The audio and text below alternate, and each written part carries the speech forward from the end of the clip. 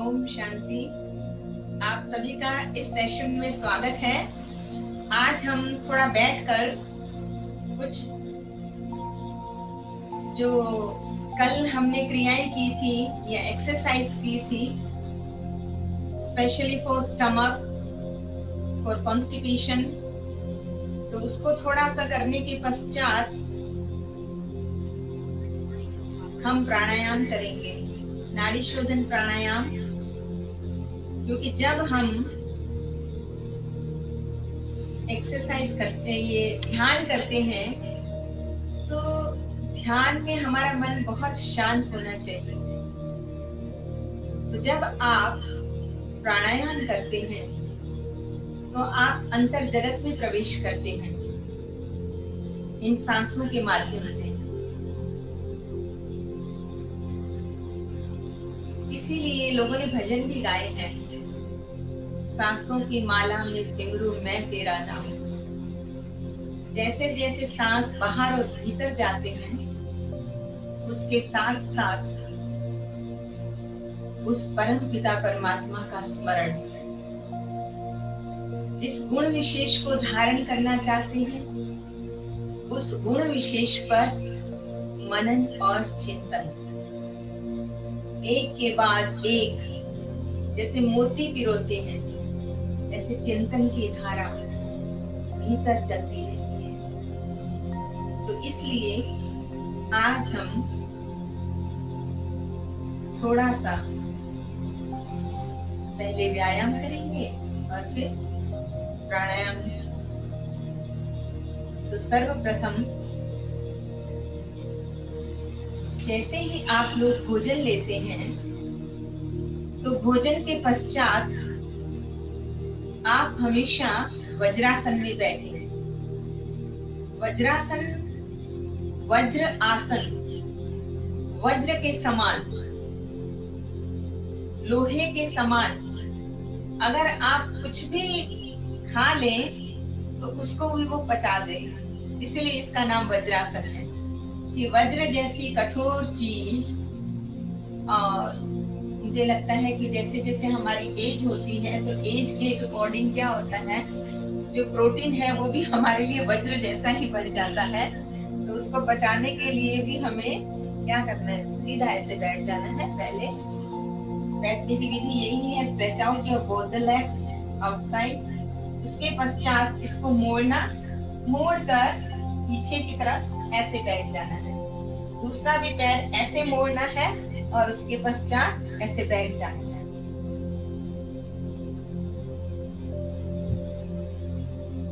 दोनों हाथ यहाँ रख देंगे। मेरी जो पोजीशन है पैरों की, वो मैं आपको दिखाना चाहूंगी। ये पहले तो आप ऐसे बैठे हुए हैं सीधे, पैरों को आपने स्ट्रेच आउट किया हुआ है। उसके पश्चात आपने एक पैर मोड़ दिया और उसके ऊपर बैठ गए। दूसरा पैर ऐसे। अभी हमारे ये टोज है, ये इकट्ठे हैं और हील्स जो है वो अपार्ट है। ऐसा पोजीशन बनेगी और उसके पश्चात इसके ऊपर बैठ जाना है। बैठने के पश्चात दोनों हाथ अपने घुटनों पे रख लीजिए। जितना हो सके आप बैक से सीधा बैठेंगे।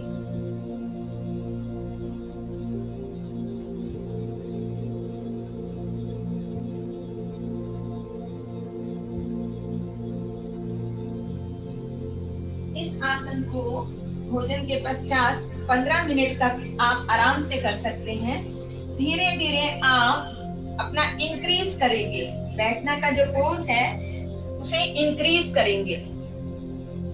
अगर आप नहीं बैठ सकते हैं नीचे, तो आप क्या करेंगे, तकिया ले लीजिए या टॉवेल ले लीजिए और उसे आप अपने ये जो पोर्शन है यहाँ पर रख लीजिए और फिर बैठ जाइए। अगर और कईयों को यहाँ पे दर्द होती है तो वहां भी रख सकते हैं, जो पैरों के नीचे वाला हिस्सा होता है वहां। नहीं तो यहाँ रखेंगे। आराम से एक दिन आप इस आसन को कर पाएंगे। ऐसे बैठना है। एक मैंने और मेरा अपना अनुभव है कि अगर खाना खाने के पश्चात अगर आप धीरे से इन टांगों को दोनों का ऐसे पैर खोल देंगे, पैर जो है अब पैरों के ऊपर नहीं बैठना है, लेकिन आप कहाँ पे बैठे हैं, आपका जो पूरा ये देखो दब रहा है, जो स्टमक से रिलेटेड हमारी पिंडलियां हैं उनके ऊपर पूरा वजन, ये देखिए पूरा, और ऐसे पीछे से खोल देंगे पैर और ऐसे बैठेंगे।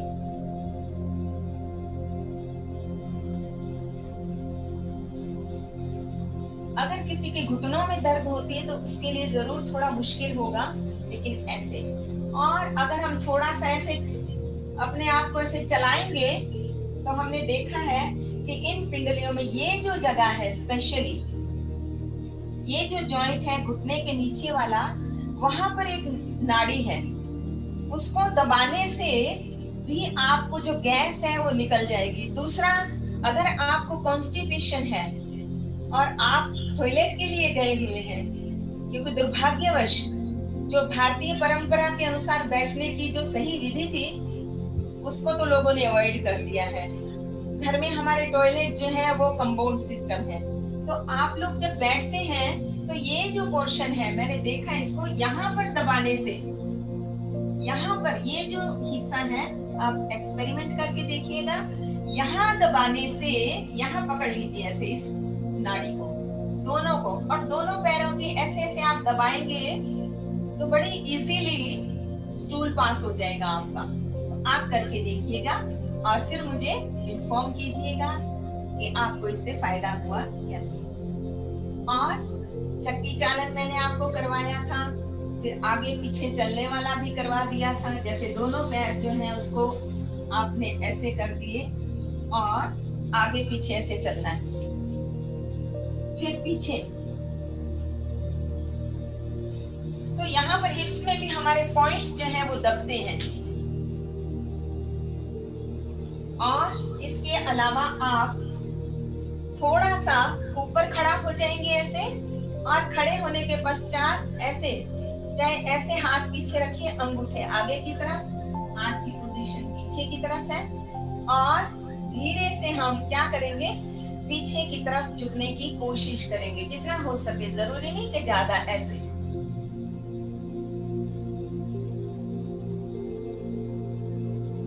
ये आप सुबह कर सकते हैं। आप अगर नहीं कर पाते हैं तो आप हाथ को ऐसे करिए, आगे से ऐसे पकड़ेंगे सपोर्ट के लिए, थोड़े से पैर जो हैं उनको आप खोल देंगे शोल्डर लेवल तक, क्योंकि पहले मैंने नहीं खोले थे। अभी apart both the legs at the level of your shoulder, ये जो शोल्डर है कंधों की सीध में, इसको खोल देंगे, दोनों हाथों को यहाँ से ऐसे पकड़ेंगे और फिर धीरे धीरे जितना हो सकता है, और फिर वापस आ जाएंगे। वापस आने के पश्चात बैठ जाएंगे। बैठने के पश्चात इसको शशांक आसन कहते हैं, दोनों हाथ ऊपर ले जाएंगे सीधे, और धीरे से सांस को छोड़ते हुए आगे की तरफ हाथों को फैला देना है, और जितना हो सके आप अपना कपाल है उसको जमीन पे लगा लीजिए, धीरे से वापिस आइए। आप इसको ऐसे भी कर सकते हैं,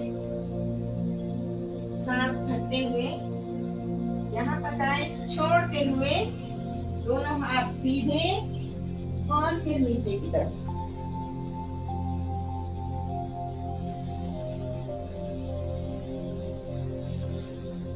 और वापिस, इसको शशांक आसन कहते हैं। जो हमने इससे पहले किया था आसन, उष्ट्रासन, उसके पश्चात आप ये कर सकते हैं। एक और है जिसमें आप भुजंगासन मैंने पहले आपको कराया हुआ है, उसी में आपने अपने हिप्स के ऊपर पैरों को लगाना है, वो बताया हुआ है ऑलरेडी आपको। अभी हम समय सीमा को ध्यान में रखते हुए नाड़ी शोधन प्राणायाम करेंगे। आप सुखासन में बैठ सकते हैं, आप पद्मासन में, अर्ध पद्मासन में बैठ सकते हैं। आप अभ्यास करेंगे जो कल हमने किया था, दोनों पैरों को अपार्ट करके फिर ऐसे करके इसको हाथ लगाना है, कोशिश करनी है। और फिर टांगों को जो गोल घुमाने की एक्सरसाइज है वो करने से ही फ्लेक्सिबिलिटी बढ़ेगी। आप भी एक दिन आराम से पद्मासन लगा सकेंगे। सीधे बैठेंगे। इसके पश्चात नाड़ी शोधन प्राणायाम करना है। नाड़ी शोधन अर्थात हमें पता है कि हमारे शरीर में नाभि में 72,000 नाड़ियों का समूह रहता है, संगठन यहाँ पे। तो जब हम इसी का नाड़ी का शोधन, लेफ्ट जो स्वर है हमारा उसे चंद्र स्वर कहा जाता है, जो राइट वाला है उसे सूर्य स्वर कहा जाता है, अर्थात उसमें से गर्म हवा पास होती है। परमात्मा ने देखो कितना सुंदर सिस्टम बनाया है, कूलिंग सिस्टम भी है। अगर शरीर को कूल डाउन करना है, बहुत गर्मी है तो इस वाला स्वर चलेगा, और अगर ठंड है तो फिर राइट वाला चलेगा। आपको कुछ भी नहीं करना है, सिर्फ शरीर को स्वस्थ रखने के जो नियम है उनका पालन करना है।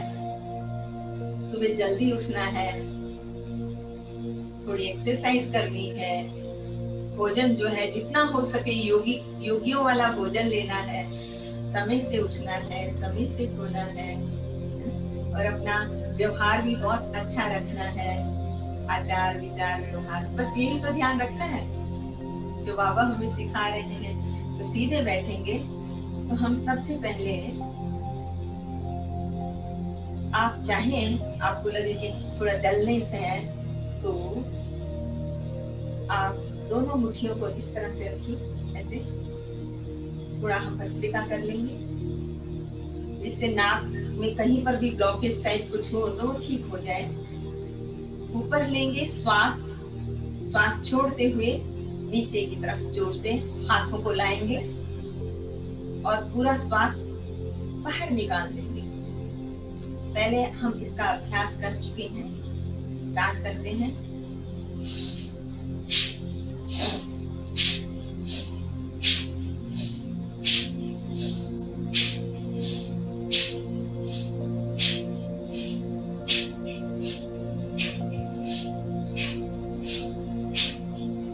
इसको अपनी क्षमता के अनुसार करेंगे। आंखें बंद कर लीजिए, इसके प्रभाव को महसूस कीजिए।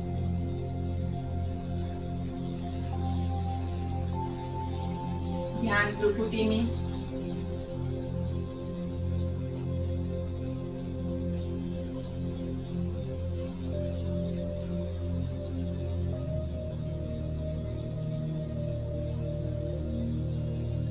पूरा एक बार करेंगे।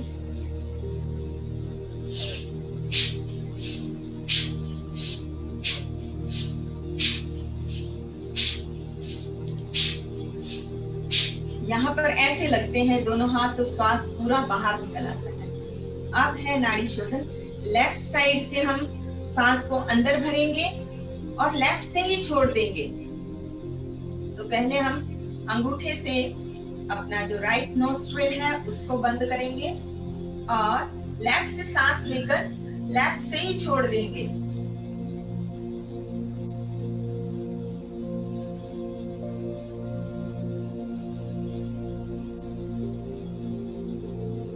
सांस गहरी और समान रूप से भीतर जाएगी, बाहर आएगी।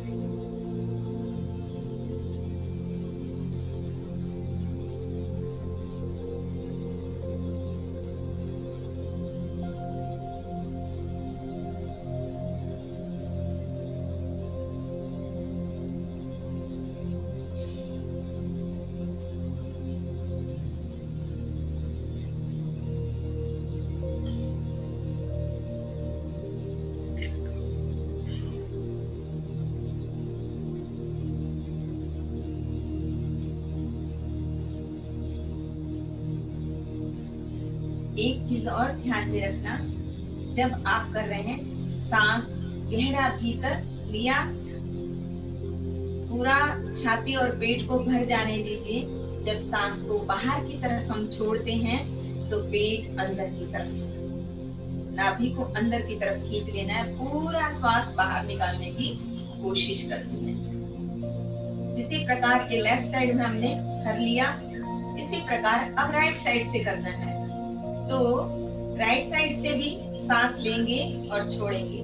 हाँ, इसको आप 5 बार 10 बार कर सकते हैं कि लेफ्ट साइड से ही सांस लिया और छोड़ दिया, लिया और छोड़ दिया,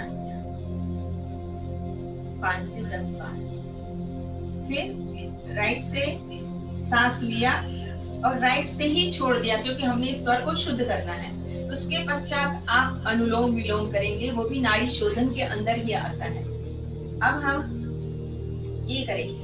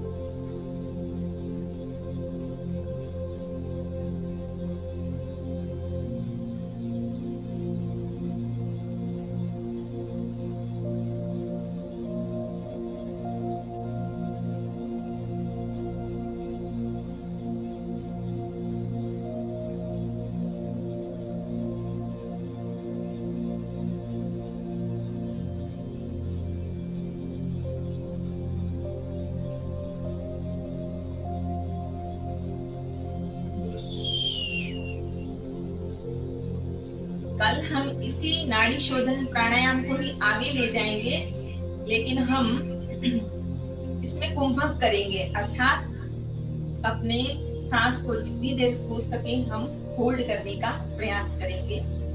आज इतना ही, कल फिर मुलाकात होगी। सबके लिए प्रार्थना करते हुए, सर्वे भवन्तु सुखिनः, सर्वे सन्तु निरामया, सर्वे भद्राणि पश्यन्तु, मा कश्चित् दुःखभाग् भवेत्। ॐ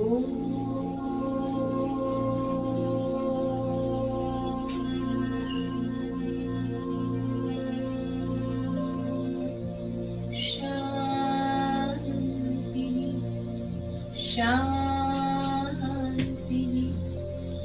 शांति।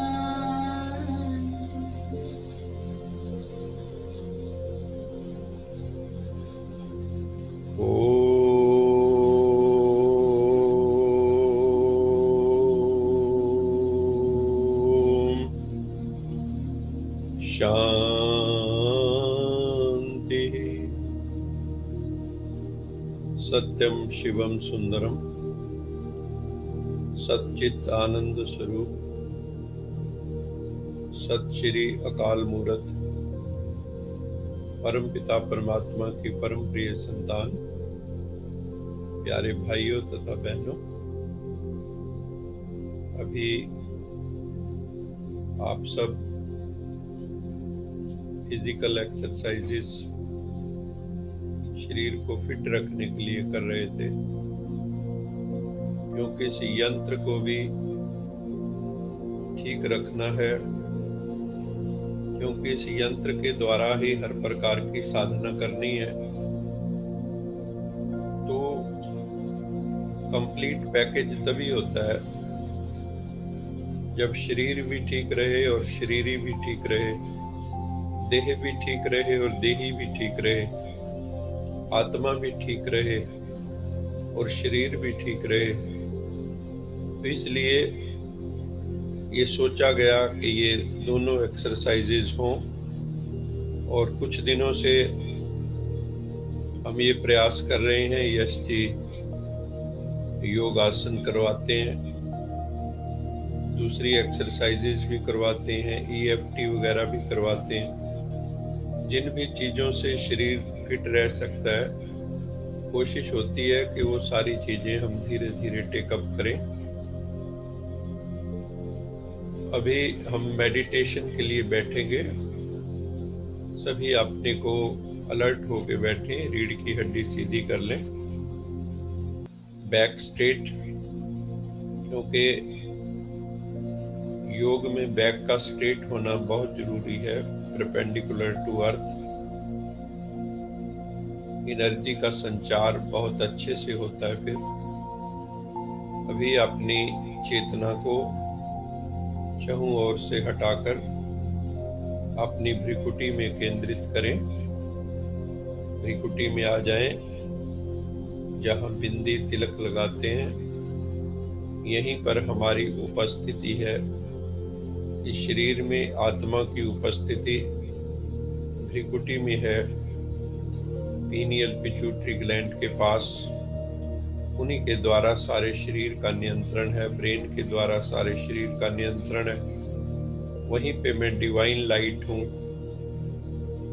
जो परम पिता परमात्मा की संतान हूँ।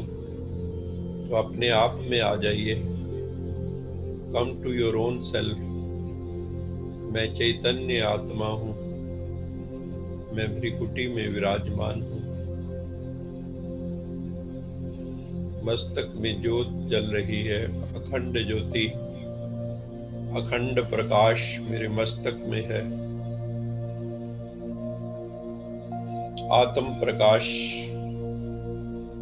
आत्म ज्योति मेरे मस्तक में चमक रही है।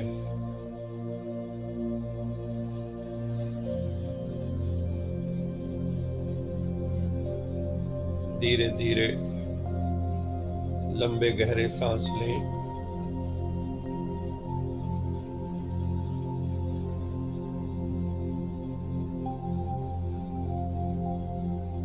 जब श्वास भीतर जाए तो मन में चले ओम।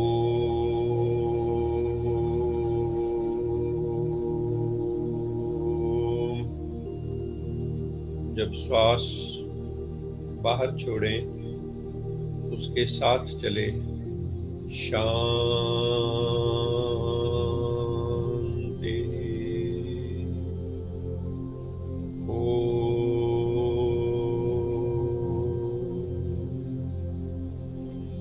शांति,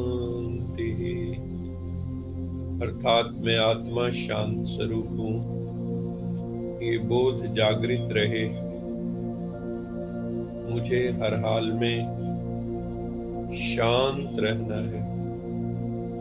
I have to maintain my cool and calm under all sets of circumstances. जीवन में कितने भी उतार चढ़ाव आए, मुझे अपने स्वरूप में स्थित रहना है, शांत स्वरूप में। तो अपने शरीर को, अपने मन को, बुद्धि को, सबको शांत कर दो। अचल अडोल शरीर, आंखें भी स्थिर, मन भी स्थिर, सभी इंद्रियां स्थिर, बस शांत, कहीं कोई हलचल ना हो। अचल अडोल स्थिर, स्टिल, स्टिलनेस, साइलेंस, पीस की अनुभूति हो रही है।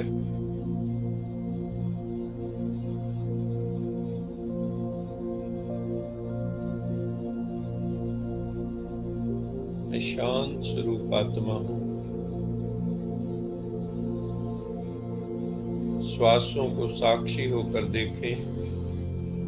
लंबे गहरे सांस, साथ में ओम शांति चले।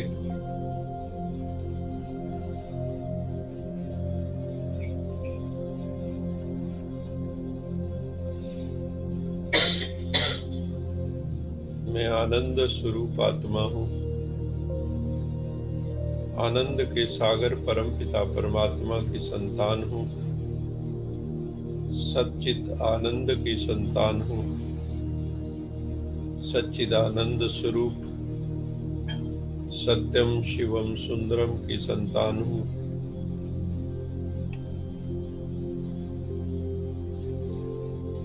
ये देह नाशवान है,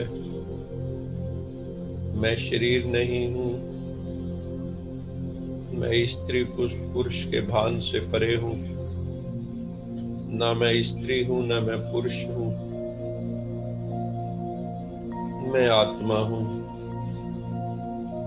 मैं ज्योतिर्मय हूँ।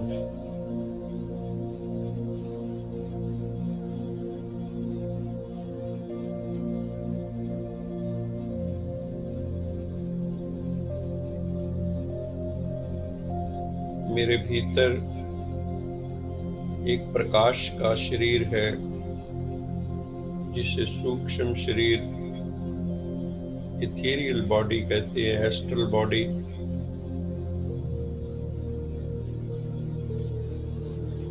वो स्थूल शरीर जैसा ही है लेकिन प्रकाश का बना हुआ है, रोशनी का बना हुआ है, डिवाइन लाइट का बना हुआ है। कैसे समझो, मैं सूक्ष्म शरीर इस देह से अलग हो गया हूँ। जैसे मृत्यु होने पर सूक्ष्म शरीर आत्मा सहित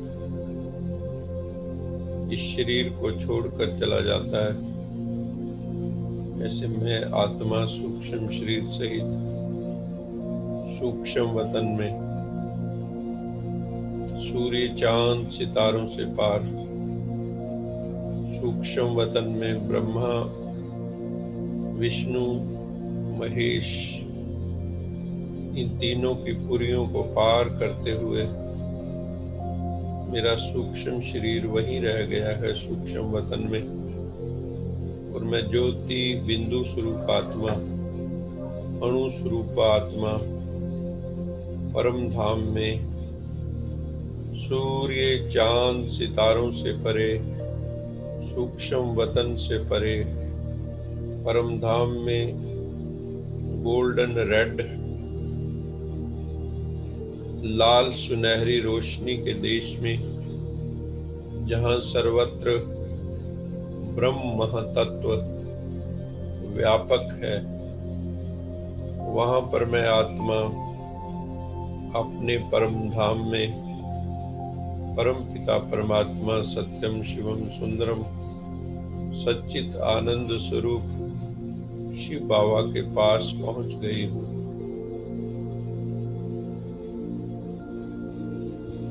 परमात्मा भी ज्योतिर्मय, मैं आत्मा भी ज्योतिर्मय।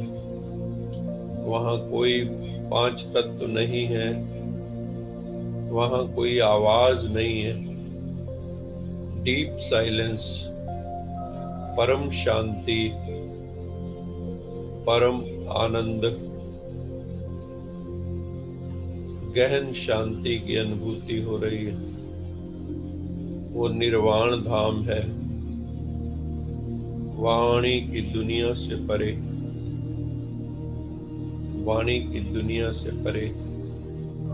वहाँ प्रकृति नहीं है, पांच तत्व नहीं है,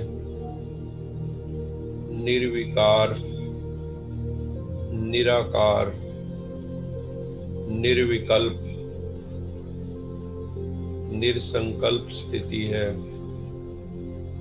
मैं आत्मा वहाँ परम शांति में शांति के सागर, आनंद के सागर, प्रेम के सागर, सर्वशक्तिवान परमपिता परमात्मा के सानिध्य में शांति आनंद प्रेम का अनुभव कर रही हूँ। मेरे भीतर शक्ति बढ़ती जा रही है, आत्मा रूपी बैटरी चार्ज होती जा रही, एनर्जी कंजर्व हो रही।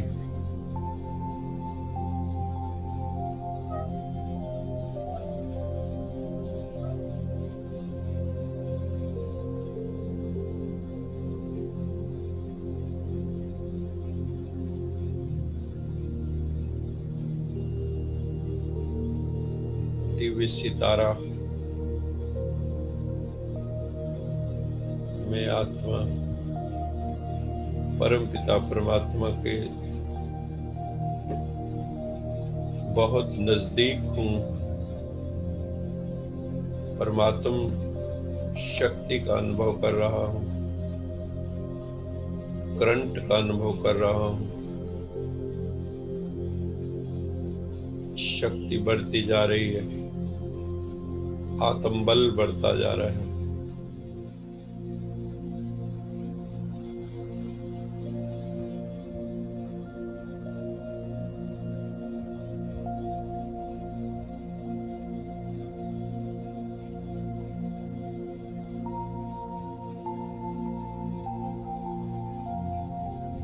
बहुत शांति का अनुभव हो रहा है।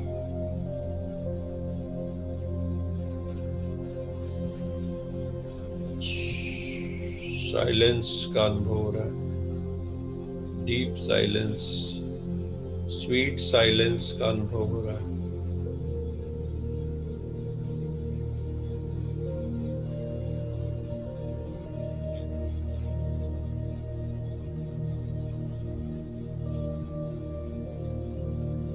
अभी मैं आत्मा वापिस परम धाम छोड़कर धीरे धीरे सूक्ष्म वतन को पार करती हुई अंतरिक्ष में प्रवेश हो रही हूँ। जैसे रॉकेट वापस आता है, मैं आत्मा रूपी रॉकेट अब लैंडिंग की तरफ आ रहा हूँ।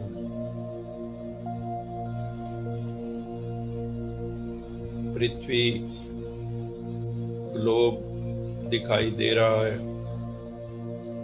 हम सब आत्माएं ग्लोब को लाइट माइट देते हुए नीचे आ रही हैं। परम पिता परमात्मा की शक्ति भी सारे ग्लोब को हीलिंग पावर दे रही है। सारा ग्लोब हील हो रहा है। दुख पीड़ा दूर जा रहे हैं, सुख शांति आ रही है।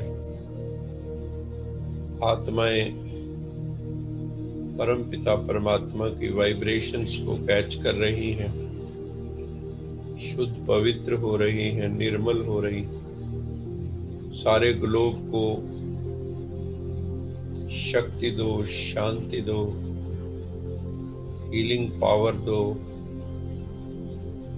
और फिर धीरे धीरे अपने अपने तन में प्रवेश कर जाओ।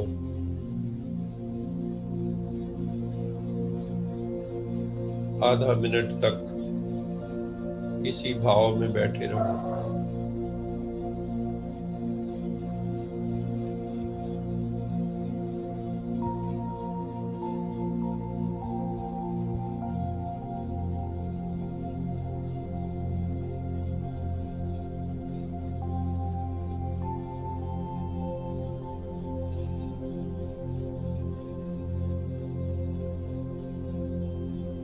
अभी हम यश जी को निवेदन कर रहे हैं कि वो हमें बाबा की स्मृति का मधुर गीत सुनाए।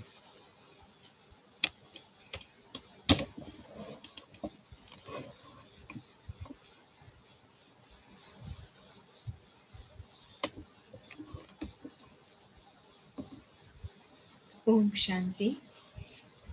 हिम्मत का एक कदम बढ़ा, प्रभु मंजिल पर पहुंचा देंगे। हिम्मत का एक कदम बढ़ा, प्रभु मंजिल पर पहुंचा देंगे। सबका बोझ उठाने वाले, सबका बोझ उठाने वाले, तेरा भी बोझ उठा देंगे। आ हिम्मत का एक कदम बढ़ा, प्रभु को जिसने साथी माना, समझो उसने प्रभु को जाना। मुश्किल नहीं है कुछ भी उसको, शेष नहीं कुछ उसको पाना। भर के उमंगों से हाथ उठा ले, भर के उमंगों से हाथ उठा ले, प्रभु प्रभु कंधों पे बिठा लेंगे। आ हिम्मत का एक कदम बढ़ा, प्रभु मंजिल पर पहुंचा देंगे। मन से मन के तार मिला, आशाओं के फूल खिला, याद न कर जो बीत चला, शुभ संकल्पों के दीप जला, शुभ संकल्पों के दीप जला। तन के भान में ना तुम आओ, तन के भान में ना तुम आओ, प्रभु नैया पार लगा देंगे। आ हिम्मत का एक कदम बढ़ा, प्रभु मंजिल पर पहुंचा देंगे। सबका बोझ उठाने वाले, सबका बोझ उठाने वाले, तेरा भी बोझ उठा लेंगे। आ हिम्मत का एक कदम बढ़ा, बढ़ा, बढ़ा।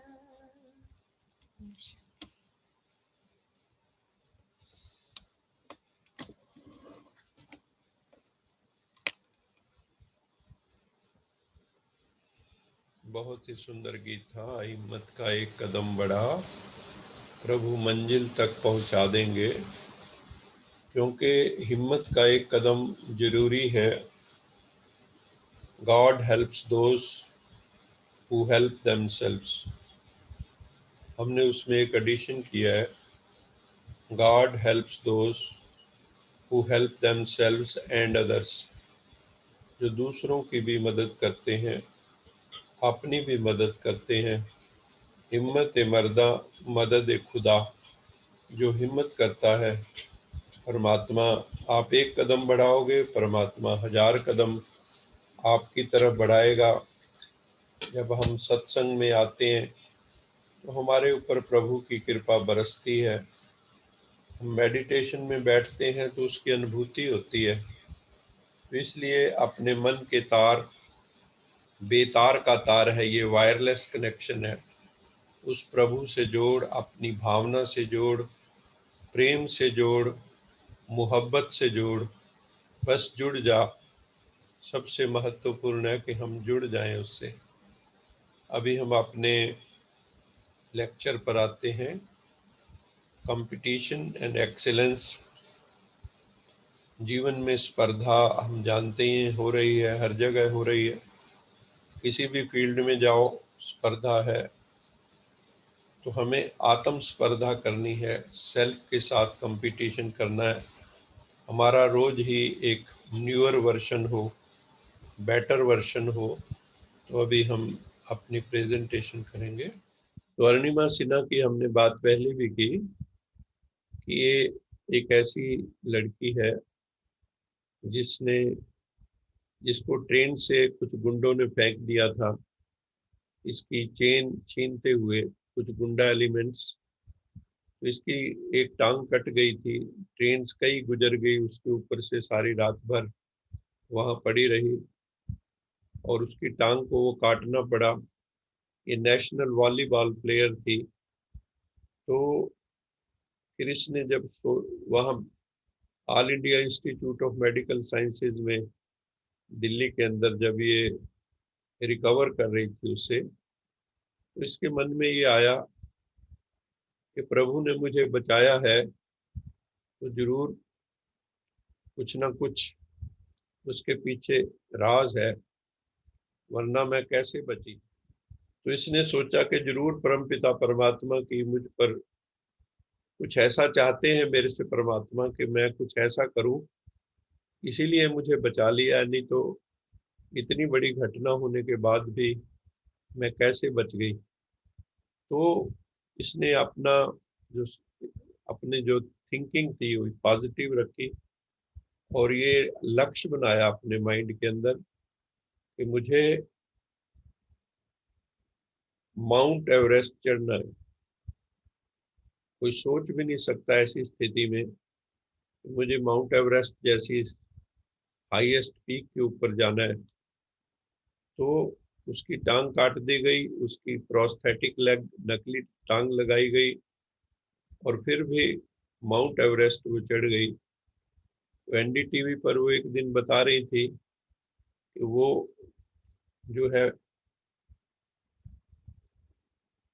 उस वक़्त बहुत ही अंदर से लोग मेरे साथ दया भाव व्यक्त कर रहे थे। अंदर से काफी टूटी हुई थी, लेकिन उसने संकल्प लिया और उसको करके दिखाया और उसको पद्म श्री की उपाधि मिली। इसने बचेंद्री पाल जो पहले माउंट एवरेस्ट पे चढ़ी थी उसके पास गई। उसने देखा इसकी तो एक टांग नहीं है, फिर भी कहती मैं माउंट एवरेस्ट चढ़ूंगी, मुझे ट्रेनिंग चाहिए। तो फिर उसने जो है, जब बचेंद्री पाल ने देखा इसकी आंखों में कि इसकी आंखों में जुनून है, आग है, तो उसने कहा जरूर, आप जरूर माउंट एवरेस्ट चढ़ेंगी। और आप माउंट एवरेस्ट चढ़ चुकी और उसने वो स्वप्न पूरा किया। भारत का झंडा जाके माउंट एवरेस्ट पे लहराया और उसको पद्म श्री की उपाधि मिली। उसके पश्चात कई देशों के ऊपर जो उनके माउंट एवरेस्ट की तरह पहाड़ हैं उनके ऊपर भी उसने झंडा लहराया भारत का। तो कंपटीशन सेल्फ के साथ अगर होता है तो this is the best competition. Struggle for existence है। डार्विन जो थे, चार्ल्स डार्विन, उसने कहा ये जिंदगी जो है ये स्ट्रगल फॉर एग्जिस्टेंस है, ये भी कंपटीशन है। इस जिंदगी में जीना, जैसे ये दिखाया है कि मगरमच्छ ने हाथी की सूंड को पकड़ रखा है, वो पानी पीने आया था। तो ये शास्त्रों में गज और ग्राहक की कथा भी इसी तरह की है। तो डार्विन ने कहा था कि इस दुनिया में जो जीवन के लिए भी स्ट्रगल है, अगर आपका इम्यून सिस्टम स्ट्रांग नहीं है तो काफी लोग क्यों मर गए और क्यों कुछ बच गए, क्योंकि इम्यूनिटी स्ट्रांग थी कईयों की, तो कोरोना से बच गए। तो ऐसे ही जिंदगी में स्ट्रगल है एग्जिस्टेंस के लिए। सबसे बड़ा स्ट्रगल तो सेल्फ सर्वाइवल ही है। और फिट जो फिट है वही बचता है, सर्वाइवल ऑफ द फिटेस्ट। जो फिटेस्ट है वही बचता है। और ये जो स्ट्रगल है ये विद इन द स्पीशीज भी है, बिटवीन द स्पीशीज भी है। जैसे ऊपर वाला दिखाया वो बिटवीन द स्पीशीज है, अलग अलग स्पीशीज है, वो अलग अलग जातियां हैं, प्रजातियां। और नीचे दिखाया even with in the same species struggle है। और इसके अलावा कुदरत के साथ भी स्ट्रगल है। कभी फ्लड्स आ जाते हैं, कभी अकाल पड़ जाता है, कहीं सूखा पड़ जाता है। तो कई प्रकार की नेचुरल क्लाइम, कभी अर्थक्वेक आ जाता है। तो जीवन में स्ट्रगल और कंपटीशन हर जगह ही है। और जो ह्यूमन स्ट्रगल है, सबसे ज्यादा हम लोगों का स्ट्रगल किस चीज का है? मोटे मोटे कहते हैं रोटी, कपड़ा और मकान, शेल्टर, फूड, क्लोथिंग, ये तो बेसिक है ही है। इसके अलावा इकोनॉमिक सिक्योरिटी, आर्थिक सुरक्षा भी चाहिए हम सबको। अगर धन ना हो तो भी कोई गाड़ी नहीं चलेगी। फिर हमें पावर भी चाहिए, नेम फेम भी चाहिए, स्टेटस भी चाहिए। उसके लिए भी हम कंपटीशन करते रहते हैं। तो जीवन जो है, दिखता है हर जगह पे कंपटीशन चल रहा है। तो दूसरा टॉपिक हमारा जो इसी के अंदर है, वो है excellence. Competition and excellence and how they are connected.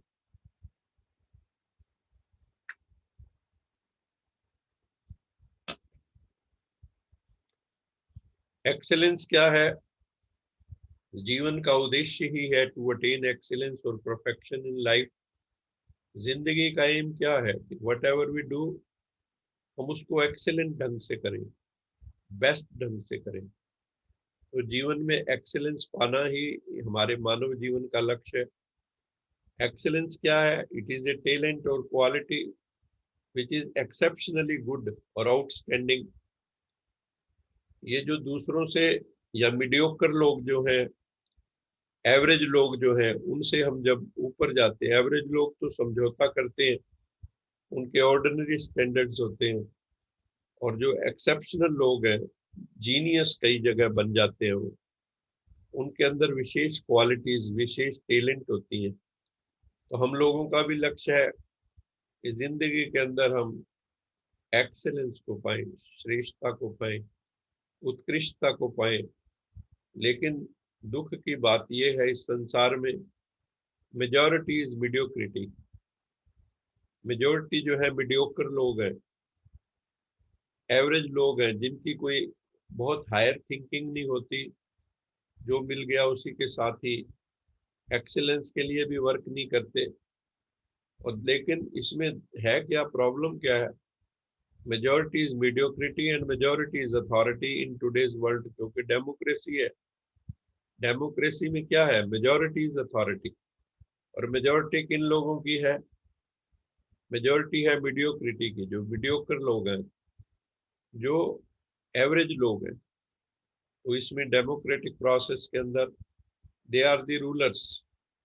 जो टॉप क्वालिटी लोग हैं, वो लोग या तो एंटर ही नहीं होते इसके अंदर, पॉलिटिक्स के अंदर। लेकिन अच्छे लोग नहीं आएंगे तो एक्सेलेंस कैसे आएगी हर चीज में? तो वहां पे भी those who attain excellence go beyond their comfort zones consistently। और जो एक्सेलेंस के लिए क्या करना होगा?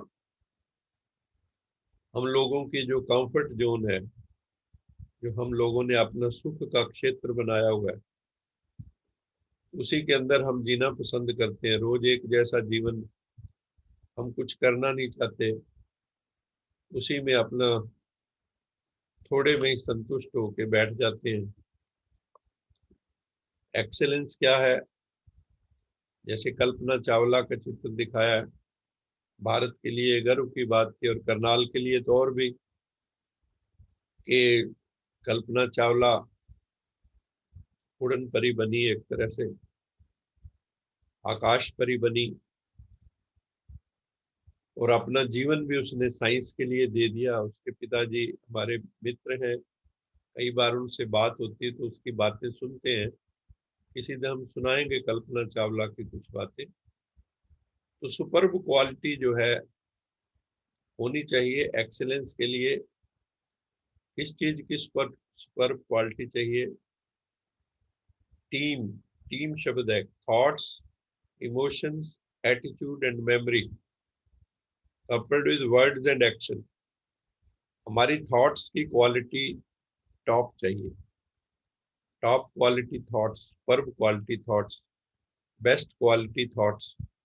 इमोशंस की क्वालिटी हाई हो, एटीट्यूड हमारा पॉजिटिव हो, मीनिंगफुल हो, कंस्ट्रक्टिव हो, और हमारी मेमोरी जो है, मेमोरी में भी क्या होना चाहिए, अच्छी अच्छी चीजें हो। हमारी याददाश्त अच्छी तभी बनेगी अगर हम कुछ अच्छा करेंगे। हमारे जो वाणी है वो श्रेष्ठ हो, हमारे कर्म श्रेष्ठ हो, तभी लाइफ की क्वालिटी अच्छी होगी। अगर हमारी थॉट्स की क्वालिटी अच्छी नहीं है, पॉजिटिव थॉट नहीं, पर्पसफुल थॉट नहीं है, प्योर थॉट नहीं, पावरफुल थॉट्स नहीं है, हम कई बार इमोशंस में बह जाते हैं, इमोशनल बैलेंस नहीं है और एटीट्यूड पॉजिटिव नहीं, तो ये सारी चीजें हमारे जीवन में आनी चाहिए, तभी एक्सेलेंस आएगी ना। परफेक्शन में क्या होता है, excellence leads to perfection. Perfection mean no snag permitted.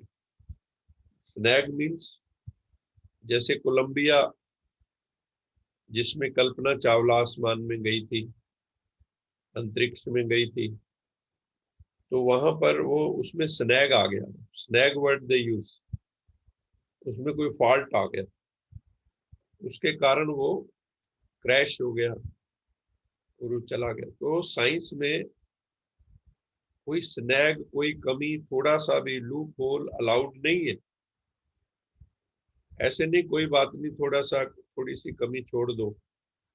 Perfection चाहिए, यंत्र में भी परफेक्शन चाहिए। तो हम लोग ये देखें हमारे जिंदगी में कितनी परफेक्शन है, हमारी पर्सनैलिटी में तो ना जाने कितनी ड्रॉबैक्स, कितने फॉल्ट, कितनी मिस्टेक्स हम करते हैं, कितनी भूलें करते हैं। लेकिन जीवन में अगर हमें चाहिए कि जीवन सुखी हो, आनंदित हो, खुश में हो, तो मिनिमम मिनिमम क्या, नो स्नैग परमिटेड। हमारी कोशिश क्या होनी चाहिए कि हमारी पर्सनैलिटी परफेक्शन की तरफ जाए। हमारे बोलने में, जैसे ऊपर लिखा है, थॉट्स में, emotions, attitude, memory, words, action, सबके अंदर सुपर क्वालिटी डेवलप करें हम। मेहनत तो है, मेहनत करनी पड़ती है, हमारा जीवन है, हम मेहनत नहीं करेंगे तो कौन करेगा। हमारे जीवन के साथ हमें ही मेहनत करनी है। उसके लिए हमें क्या चाहिए, the first and foremost requirement is comprehensive knowledge. किसी चीज का भी समग्र ज्ञान चाहिए,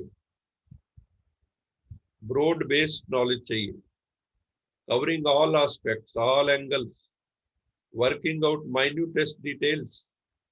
उसकी सूक्ष्म से सूक्ष्म डिटेल वर्कआउट करनी होगी। जैसे मान लो कोलंबिया को बनाया, या सैटेलाइट्स जो आसमान में छोड़ते हैं, वेदर के, मौसम से संबंधित सैटेलाइट्स, सब में कितनी परफेक्शन होती है, जो कितने कितने साल तक वो आसमान में घूमते रहते हैं अंतरिक्ष में। तो कितनी माइन्यूटली हमें उसको रिफाइन करना होता है। तो इसलिए फूल प्रूफ बनना है, फूल प्रूफ पर्सनैलिटी भी फूल प्रूफ हो। कोलंबिया शटल जो है वो इसीलिए उस फूल प्रूफ नहीं रहा, कहीं फॉल्ट आ गया तो गिर गया। इसलिए परफेक्शन के लिए there should be coordination among our heart head. Heart में, हेड में और हैंड्स में कोऑर्डिनेशन होना चाहिए। हेड का मतलब रैशनल पावर, विवेक शक्ति। हार्ट का मतलब इमोशनल पावर। हैंड्स का मतलब एक्शन, भावना, विवेक और क्रिया। भावना, विवेक और क्रिया, इन तीनों के बीच में सामंजस्य हो, कोऑर्डिनेशन हो, तभी एक्सेलेंस आएगी। कॉम्प्रिहेंसिव नॉलेज और coordination among 3H, head, heart and hand, ये जीवन में बहुत आवश्यक है। और किसी ने कहा एक्सेलेंस का सूत्र क्या है, मूल मंत्र क्या है, वो है कि वट एवर यू डू, उसमें आपका हार्ट एंड सोल कितना डूबा हुआ। How much our heart and soul are immersed in our work. हम उसमें इतने खो जाएं कि हमारी वृत्ति तद्रूप तदाकार हो जाए, वैसा ही हम बन जाएं। और वो कहते हैं जब ऐसी स्थिति आती है, जैसे नृत्य करने वाला नृत्य में इतना खो जाए कि वो नृत्य रूप ही हो जाए, नृत्यकार और नृत्य में कोई अंतर ही न रहे, पूरी तरह उसमें डूब जाए, तो उसमें कहते हैं कि ईगोलेसनेस की स्टेज आ जाती है, अहम शून्यता आ जाती है वहां। तो हमें अगर परफेक्शन करना है किसी चीज में, एक्सेलेंस लाना है, तो हमारी अंतरात्मा उसमें पूरी तरह डूबी हो, हमारा दिल दिमाग आत्मा सब 24 घंटे उसी में। इसी तरह परमपिता परमात्मा को पाना है तो हमारी अंतरात्मा उसमें, जैसे दुनिया में हम पूरी तरह डूबे हैं, सुबह से उठते हैं रात तक किस में डूबे हुए, ये कर लो वो कर लो, पूरी लंबी लिस्ट, लेकिन परमात्मा का नाम बीच में धीरे धीरे गायब होता जा रहा है। तो हम अपनी चार्जिंग के लिए तो कुछ कर ही नहीं, सेल्फ चार्जिंग के लिए हमारी बैटरी वीक होती जा रही है आत्मा रूपी, फिर हम थक जाते हैं, एनर्जी हम डेफिशिएंट फील करते हैं। तो अगर हम शारीरिक और आत्मिक दोनों हम अपना ध्यान रखें, सत्संग जरूरी है, मेडिटेशन जरूरी है, अच्छा लिटरेचर जरूरी है। अगर हम ये ना दें तो हम थकेंगे और जिंदगी से आवाजार हो जाएंगे किसी दिन। तो there is quest for excellence. हम सब क्या चाहते हैं, हम सब की इन्नेट डिजायर क्या है कि हम अच्छे, हमें लोग अच्छे कहें, हम अच्छा सुनना चाहते हैं। कोई हमें कह दे या हमारी कोई क्रिटिसिज्म कर दे, निंदा कर दे, तो हमें कैसा लगता है? How do we feel if anybody criticises us? हम बहुत बुरा लगता है। लेकिन हमारी इन्नेट डिजायर है टू बी गुड। हम क्या चाहते हैं कि हमें सब अच्छा कहे, और हमारे भीतर ये डिजायर भी है कि हम अच्छे हों, क्योंकि हम परमपिता परमात्मा की संतान है। We are the descendant of the divine, उस परम चेतना, परम दिव्य, परम पुरुष की हम संतान है। तो हम श्रेष्ठ तो हैं ही, इनहेरेंटली वी आर गुड।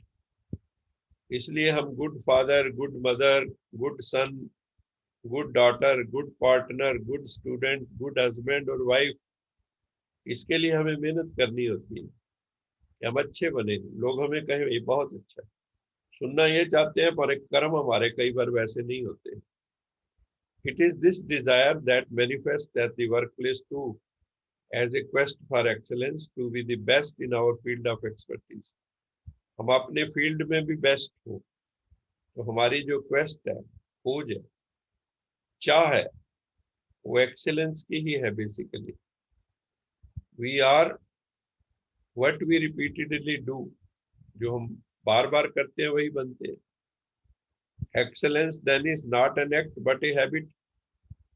ये अरिस्टोटल की statement, excellence is an act, is not an act but a habit. तो इसको हैबिट बनाना है, excellence should be our habit, हमारा स्वभाव हो, हम समझौता ना करें। हमारा स्वभाव होना चाहिए कि हम जो है समझौता ना करें।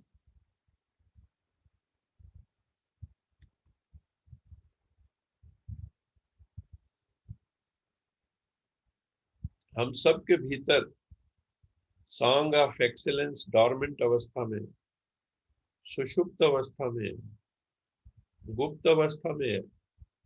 हम सब चाहते हैं सॉन्ग ऑफ एक्सेलेंस हमारे भीतर प्रकट हो।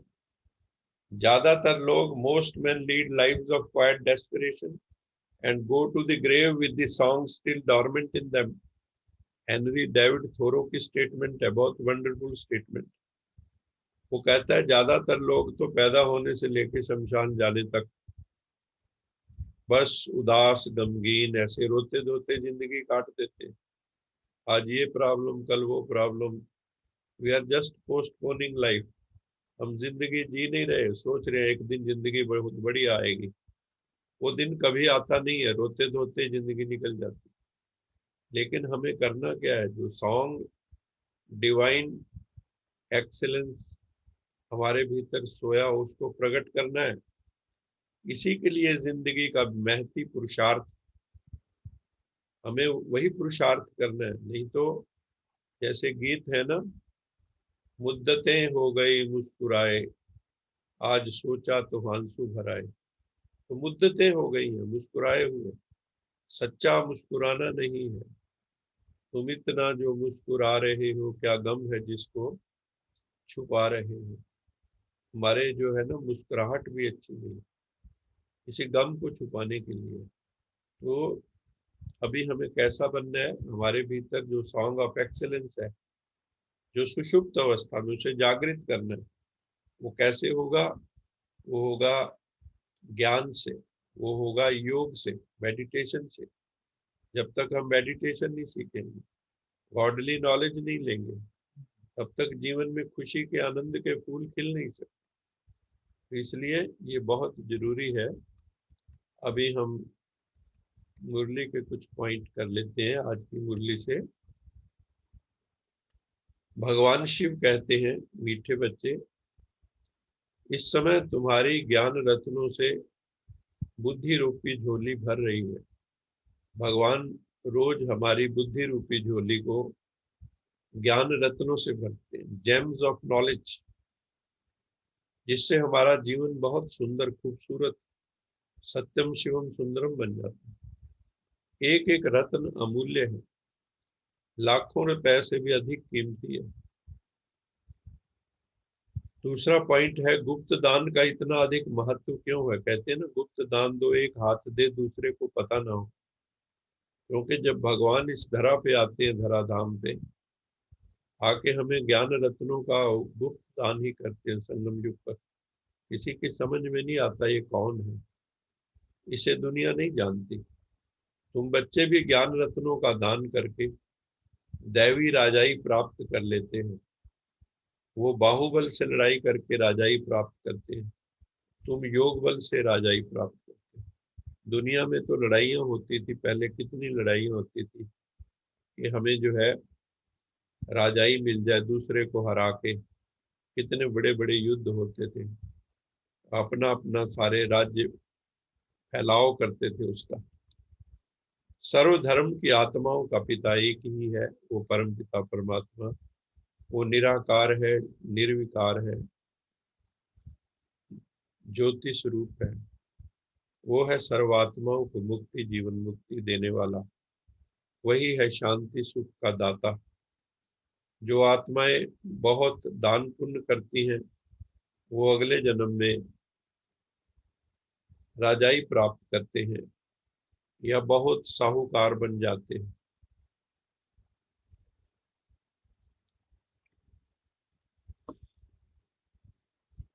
पवित्र आत्माओं की पूजा होती है। देखो, पूजा हमेशा पवित्र की होती है, अपवित्र की पूजा नहीं होती। हमने इन दिनों में भी केस देखे हैं कि जो महात्मा जिनके लाखों फॉलोअर्स थे, जब उनके ऊपर चरित्र का कलंक लगा तो उसके बाद जो है उनकी फिर पूजा नहीं हुई, जेल जाना पड़ा।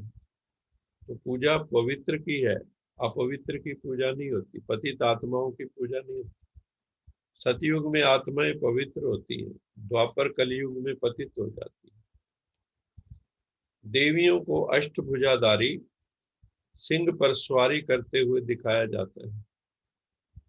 शेर के ऊपर सवारी दिखाते हैं देवी। ये किस चीज का प्रतीक है? आठों हाथों में कोई ना कोई अस्त्र शस्त्र होते हैं। क्या किसी के 8 हाथ होते हैं?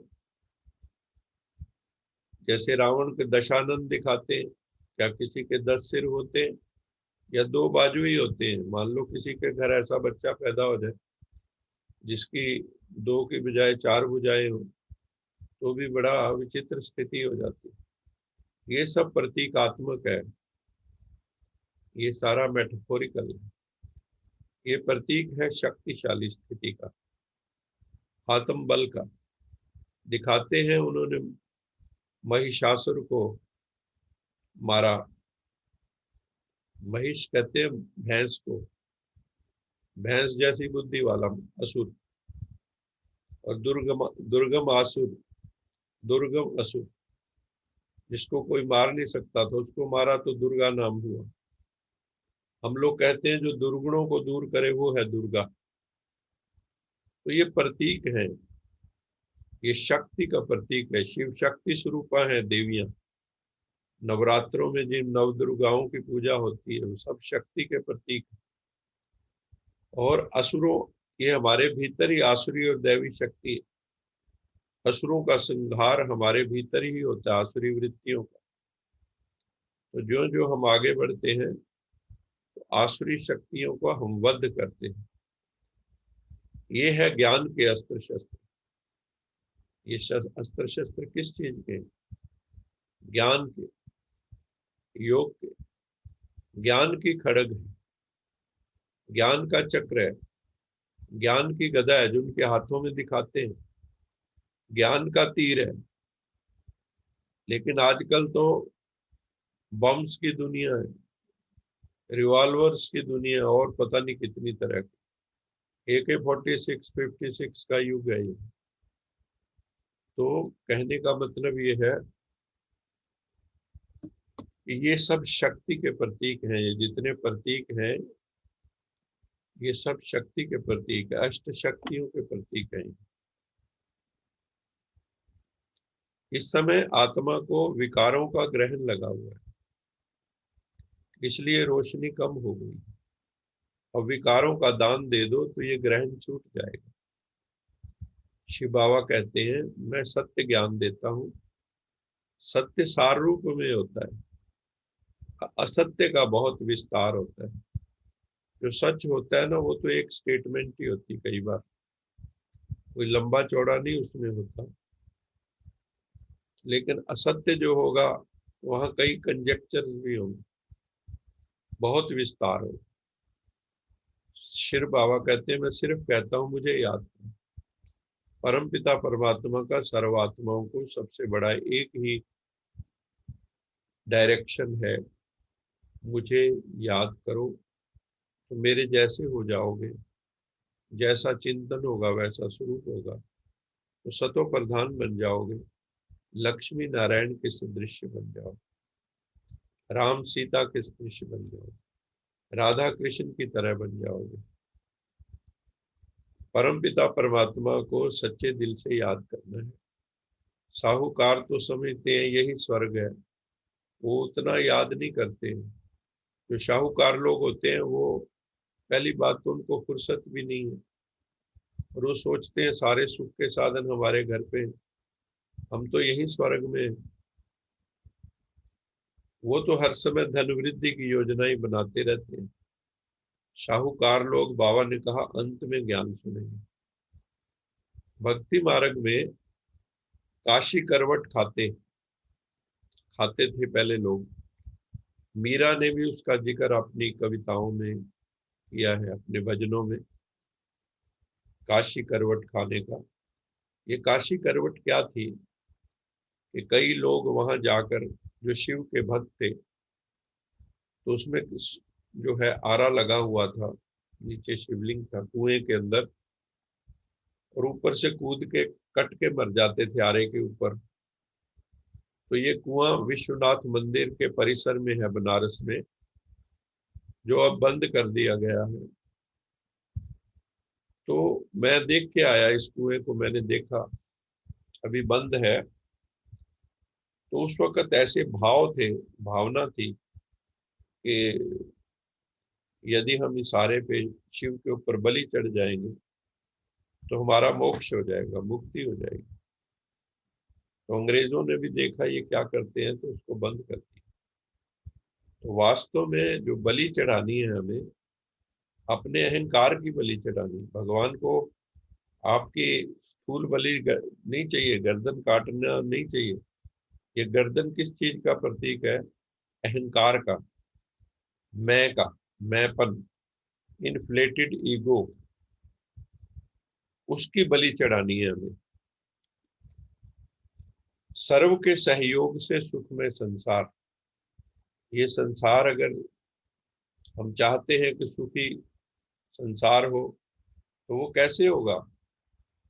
वो होगा सर्व के सहयोग से, हम सबके कोऑपरेशन से। विदाउट कोऑपरेशन ये सुंदर संसार नहीं बन सकता। गरीबों की बूंद बूंद से तालाब भरता है। कई लोग जो है तन मन धन से अपना सहयोग देते। गरीब जो है, जिसके पास बहुत कम सामर्थ्य है, वो भी भगवान के काम में सहयोग देते। बच्चे अपना तन मन धन सफल करते हैं। तन भी मन भी धन भी ईश्वरीय कार्य के लिए सफल करते हैं। बाकी तो सब मिट्टी में मिल जाना है। अपने हाथ से जो हमने दान पुण्य कर लिया वही हमारा है, बाकी तो कुछ बैंकों में पड़ा रह जाएगा, कुछ वैसे दुनिया समाप्त हो गई। मतलब कहने का मतलब, हम गए आप मरे जग पर लो। हम मरे, हम जिनका शरीर छूट गया उसके लिए तो ये जगत परलय ही है ना। जैसे पारस लोहे को सोना बना देते हैं, ऐसे सत्यता की शक्ति आत्मा को, प्रकृति को, सर्व सामग्री को, सर्व संबंधों को, संस्कारों को, आहार को, व्यवहार को सतो प्रधान बना दे। तो दुनिया में सबसे बड़ी शक्ति कौन सी है? सत्यता की शक्ति। Truth, God is truth. सत्यता की शक्ति सबसे बड़ी। वो आपकी आत्मा, प्रकृति, पांच तत्वों को, सर्व संबंधों को, संस्कारों को, हमारे आहार को, खान पान को, व्यवहार को, सबको सतो प्रधान शुद्ध पवित्र बना दे। ऐसी आत्माओं पर प्रकृति का कोई प्रभाव नहीं पड़ता है। तो आज इतना ही। कल फिर इसको कंप्लीट हो जाएगा। कल हम इस टॉपिक को कंप्लीट कर देंगे। सभी मिलके लोका समस्ता सुखिनो भवन्तु इस भावना में जाएंगे। सभी अपने नेत्र बंद कर लें, परम पिता परमात्मा को साक्षी समझे, अपने साथ समझे और ये भावना करें,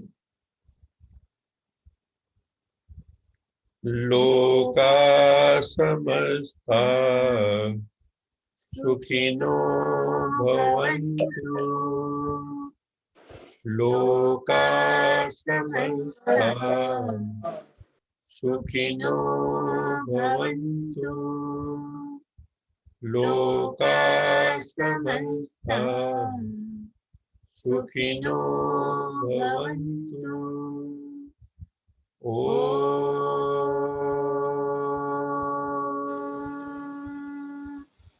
शांति